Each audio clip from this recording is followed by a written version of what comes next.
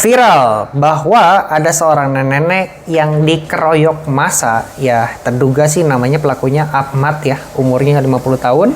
Kemudian yang namanya Abdul Qohar, umurnya 37 tahun. Oke, dan gue mau cerita dulu kronologisnya seperti apa ya. Jadi sebelum kita bahas ke teori psikologinya dan juga teori komunikasinya, untuk kronologinya seperti apa. Jadi pada hari kejadian, ada nenek-nenek ya bernama Asya pulang dari Sukabumi setelah mencairkan dana pensiun dari mendiang suaminya. Dalam perjalanan pulang, ia merasa kelelahan dan meminta bantuan kepada seorang anak kecil di sekitar untuk menuntunnya. Nah, setelah membantu, anak tersebut berlari pergi, ya oke. Namun seorang warga yang melihat kejadian itu menduga bahwa nenek tersebut sedang menculik seorang anak. Ya, tanpa memastikan kebenarannya, warga tersebut meneriaki Asya sebagai seorang penculik, dan ini langsung memicu kemarahan massa. Dan berdasarkan berita yang gue dapat ya, ada dua pria yang langsung dianggap sebagai tersangka pemukulan bernama Ahmad berumur 50 tahun dan juga Abdul Qohar 33 tahun yang langsung memukul Asya berulang kali tanpa memverifikasi informasi tersebut. Ya, akibat pengeroyokan tersebut, Asya mengalami luka lebam. Ya, si nenek itu tadi ya, si Asya itu ya, di beberapa bagian tubuh dan wajahnya. Keluarga Asya yang nggak terima dengan kejadian tersebut melaporkan insiden ini ke Polres Cianjur.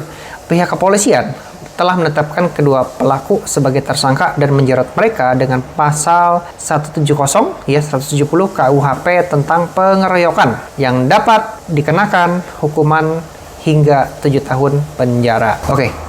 So, kita masuk ke dalam pembahasannya ya. Kenapa Ahmad dan Abdul Qohar ini bisa gampang tersulut emosi? Jadi, ini gue ambil dari quotes-nya dulu ya. Berdasarkan quotes dari Gustav Le Bon ya, dalam bukunya The Crowd, A Study of the Popular Mind. Orang bisa waras kalau sendiri, tapi jadi liar kalau rame-rame. Data belum ya? Ini quotes-nya ya. Orang bisa waras kalau sendirian, tapi bakal jadi liar kalau rame-rame. Itu kuncinya. Jadi mereka nggak berpikir dan mereka akan ikut arus. Ya udah, kelompoknya seperti apa? Ya mereka ikutan aja. Karena kan manusia itu yang gue tahu ya, mereka itu agak susah lepas dari kehidupan sosial dan berkelompok. Jadi ada faktor mungkin takut kehilangan, ada faktor terbiasa dengan komunitas, ya bagian dari kelompok sosial, dan pada akhirnya mereka akan cenderung ikut-ikutan demi untuk melangsungkan kebersamaan itu sendiri. Oke, dalam psikologi massa kita mengenal istilah deindividualisasi, di mana kondisi saat seseorang kehilangan identitas pribadinya karena merasa jadi bagian dari kerumunan. Ya, itu ada istilah ya, deindividualisasi. Ada 4 faktor yang mau gue bahas. Pertama, akal sehat. Kalau udah dalam kelompok, akal sehat tuh bakal hilang, empati bakal hilang, kontrol diri bakal hilang, ya kan di tengah keramaian. Kemudian yang aktif apa? Emosi liar, impulsif, plus ikut-ikutan. Jadi memang kita harus sendiri ya, supaya tetap punya kontrol ya. Kalau di tengah kelompok ya jadinya liar aja gitu, ikut-ikutan kelompok. Makanya gue pernah dengar ya dari seorang YouTuber namanya Josh Kultom. Kalau seseorang itu dikategorikan sebagai individual dan yaudah dia just individu. Tapi kalau sekelompok orang, kita bisa menganggap mereka sebagai sebuah data. Jadi data, sekumpulan orang sebagai sebuah data. Dan itu bisa dibaca perilakunya, bisa dibaca arah pikirnya kemana, tujuannya kemana, ya.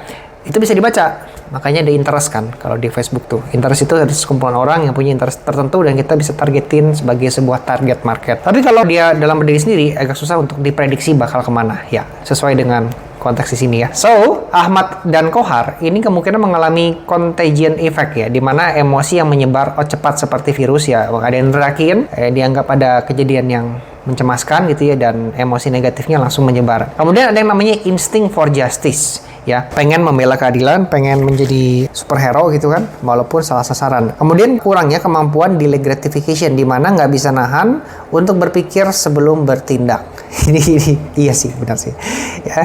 Kemudian saat tubuh dibanjiri emosi negatif, kemampuan berpikir logis bakal shutdown total. Ini lu harus tahu ya, kalau emosi kita lagi tinggi, maka IQ bakal jadi goblok. Makanya kalau kita menghadapi orang lagi emosi, marah-marah, memang harus diem sih. Kecenderungan harus diem atau menghindar aja. Setelah dia turun, baru kita ajakin diskusi harus gimana ya. Sekarang kita masuk ke bab yang berikutnya, ya bab kedua. Kenapa sih orang bisa neriakin nenek itu sebagai seorang penculik? Ya, kok bisa sih Aisyah itu neriakin penculik?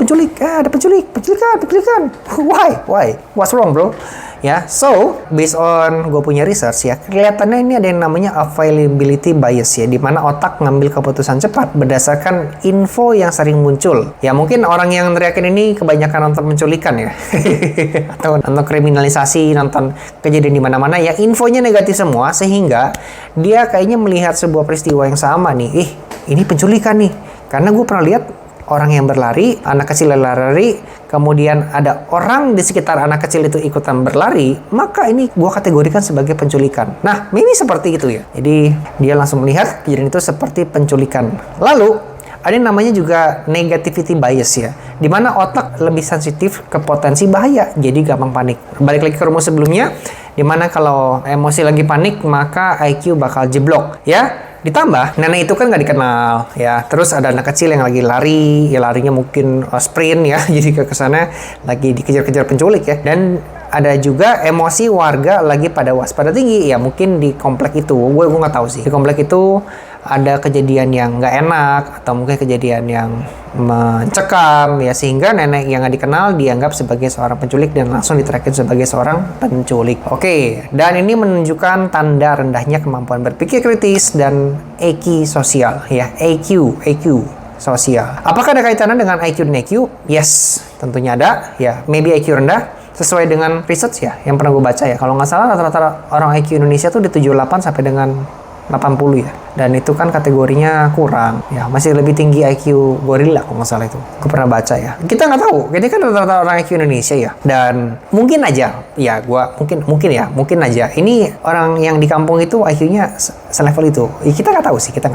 Tapi karena rata-rata orang Indonesia sebegitunya ya, maybe ya. IQ rendah ya. Jadi ketika IQ rendah, maka gampang terpicu, nggak bisa kontrol emosi dan nggak bisa baca situasi sosial. Menurut Daniel Goleman, people with high IQ pause before they act. Ya, people with low IQ react before they think. Ya, so kalau kita menyangkut ke perilaku main hakim sendiri, berarti di sini ada yang namanya low empathy, overconfidence in judgment. Dia menganggap main hakim sendiri itu dan tindakan yang dia lakukan itu adalah yang paling benar, dan adanya kurang refleksi diri. Jadi yang paling gua cemaskan ya, gimana kalau kejadian tersebut nimpa sama diri kita ya. Aduh, pusing. Aduh ya, jadi kitanya diterakin penculik dan ya diperlakukan nggak macam-macam lah. So what should we do kan? Jadi kita pertama harus punya social protection system, yang kedua punya skill komunikasi defensif, yang ketiga punya namanya behavioral awareness ya, jadi punya kesadaran perilaku. Kalau gua kayaknya untuk bagian yang nerakin maling, gue samperin duluan sih. Maksud lu apa gitu, gue tantangin begitu. Atau mungkin kalau dinyerang duluan, gue akan melakukan like self defense ya. Gue kunci tangannya gitu, dan gue akan meneriaki orang yang menyerang berikutnya. Siapa lagi yang berani? Ayo berantem lawan gue deh. Maksud lu apa? Nah, jadi menurut gue ketika kita melawan balik dan menggertak balik ya dalam bentuk amarah yang sama dan emosi yang sama dengan cara yang sama dilakukan oleh orang lain terhadap kita, itu bisa memberikan mereka juga shock terapi dan membalikan kesadaran sehingga mereka mau dengerin penjelasan yang kita mau berikan gitu. Tapi kalau nggak diberikan begitu kan, atau shock terapi ya, kecenderungannya mereka akan main hakim sendiri dan ya udah seperti yang dilakukan si Abdullah Kohar ya terhadap nenek Aisyah itu. So nggak semua orang bisa melakukan itu ya, self defense dan bela diri kan memang agak sulit. Nah, jadi gua juga memberikan alternatif kalau kita mengalami hal seperti itu gimana ya, disebutnya anti fitnah strategi. Jadi pertama, kita jangan pakai pakaian yang mencolok dan mencurigakan ya. Memang ya kalau lu di sebuah gang kampung tiba-tiba pakai baju-baju serba kuning gitu kan ya, terlalu mencolok guys, dikiranya penculik beneran ya, atau bandar narkoba itu. Hindari menyentuh anak kecil di tempat umum jika kalau nggak kenal. Ini bahaya. Kita harus tahu ya. Jika kamu butuh bantuan untuk menolong ya, ajak orang lain sebagai saksi. Penting. Lalu, komunikasi sosial efektif ya. Langsung bilang dengan suara cukup keras ke orang dewasa di sekitar. Maaf Bu atau Pak, saya cuma mau bantu nenek ini. Bisa tolong saksikan saya gitu kan ya. Lalu bisa bilang gitu. Hindari bicara pelan-pelan karena bisa dianggap mencurigakan. Ya, hati-hati ya, ngomong pelan-pelan tuh malu-malu tuh. Mungkin lo anggap sopan ya, tapi di mata orang lain itu dianggap sebagai tindakan mencurigakan. Jadi hati-hati. Next, ada yang namanya self defense awareness ya. Bawa kamera kecil atau HP buat merekam setiap kejadian. Ini niat baik, tapi kita juga harus waspada pakai rekaman. Kemudian catat wajah atau orang sekitar yang terlihat mencurigakan, yang jangan-jangan mereka ada potensi memprovokasi orang-orang sekitar untuk membuat kita tuh kenapa-kenapa. Jadi ini yang harus kamu waspadai ya. Jadi kadang-kadang berbuat baik itu nggak selalu bakal menghasilkan feedback yang baik juga. Ya opsi lu lah ya, kalau berbuat baik memang harus pilih-pilih tempat, harus pilih-pilih lokasi, harus pilih-pilih orangnya juga ya. Dan kita juga harus kenal berbagai macam pattern ataupun kondisi yang membuat kita berbuat baik itu nggak dihargai. Ini gua ya, kalau lihat orang jatuh di jalan, ya kecelakaan lah gitu. Gua sih kalau ditanya, lo tolong nggak Sam? Kayaknya nggak. Gitu. Kalaupun gua menolong, gua berusaha dari jauh dan gua akan telepon ambulans tuh apa ya? Gua lupa ya. Teleponnya berapa. Jadi gue yang telepon ambulans, gue akan beritahukan lokasi kecelakaannya di mana. Kemudian gue akan minta mereka menjemput ada korban di sana, melakukan pengecekan langsung. Jadi biarkan pihak berwenang yang punya otoritas, yang punya capability untuk menindaklanjuti kejadian tersebut. Ketimbang gue, takutnya malah gue yang dituduh sebagai pelaku penyebab kecelakaan ya. Gue ada ketakutan gitu. Jadi bukan maksud gue nggak mau nolong ya, tapi situasi kondisi di negara kita kayaknya memang ya kan, misalnya supir truk ya bawa buah atau mungkin bawa sayur, tiba-tiba truk ini terguling ya. Pengalaman gua pernah ngeliat kejadian itu, bukan dibantu dinaikin barangnya ke truk atau mungkin dibeli deh barangnya, tapi malah dijarah. Aduh, pusing ya. Nah, so kalau kita melihat kecelakaan terus kita berniat menolong, nah gue jadi ada trauma seperti itu, takutnya malah dianggap sebagai pelaku, malah gue yang direpotin ya. Jadi ya better nggak usah nolong sih. Nggak tahu menurut kalian gimana, harusnya gimana, gue nggak tahu sih ya. Dan itu aja untuk sharing kali ini ya, semoga bermanfaat dan lo bisa terhindar dari kejadian-kejadian yang nggak diinginkan dengan tadi gue punya sharing anti fitnah strategi ya, kalau memang kita ada niat untuk nolong orang. Dan itu aja untuk video kali ini. Dan kalau lo suka dengan channel yang membahas tentang ilmu komunikasi, public speaking, selling, NLP, presentasi ya, dan lu berasa mendapatkan inspirasi dari video-video seperti ini, boleh subscribe channel ini karena banyak banget ya orang yang nonton tapi nggak subscribe dan akhirnya ketinggalan untuk upgrade ilmunya. Jadi gua mengajak teman-teman semua yang suka nonton, yuk subscribe channel ini supaya bisa mendapatkan inspirasi. Dan buat teman-teman yang mau mendapatkan ilmu yang lebih terkurikulum, tersistemasi, terstruktur, teman-teman bisa cek link di deskripsi kita di bawah sini ya. Kita punya materi yang based on case, sudah disusun kurikulumnya seperti apa, dan teman-teman bisa mendapatkan contoh implementasi yang bisa langsung dipraktekkan sehingga kita bisa langsung improve kita punya skill komunikasi. Oke, so itu aja untuk dari gua Samuel Moses. Sampai jumpa di video berikutnya.